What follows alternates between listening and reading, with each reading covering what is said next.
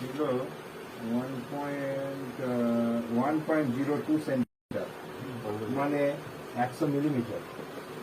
ঠিক আছে, ক্যালকুলাস ছিল, সেটা বেরিয়ে গেছে। আর কোনো তো এর মধ্যে কোনো সমস্যা নেই, তাই তো?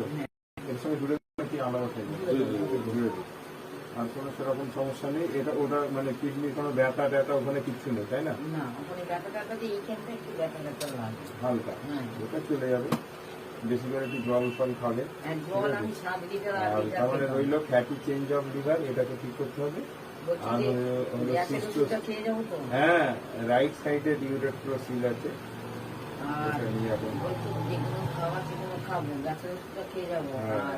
জল একটু বেশি তো জল দিনে দুবার জল খেতে এখন আপনি ক লিটার জল খেতেন? না না, 6 লিটার জল এখন আপনি কমিয়ে দেবেন, জল খাওয়া কমে যাবে, শুধু সকালে জলটা একটু বেশি খাবেন। এখন মেন হচ্ছে ইউরেটরের মধ্যে একটা সিস্টোসিল আছে, সেইটাকে ভালো করার চেষ্টা করছে। আর আপনার কোনো ওই দিকের কোনো স্টোনের কোনো সমস্যা রয়েছে, ওটার জন্য মাথা ঘুরছে। ওটার জন্য মাথা ঘুরছে না, ফ্যাটি চেঞ্জ অফ লিভারের জন্য। লিভারটা বড় আছে।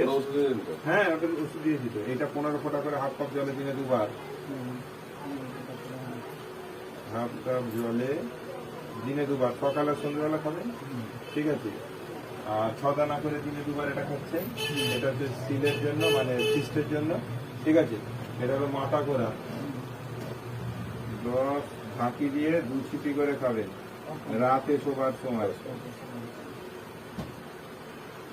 ঠিক আছে, হয়ে গেল।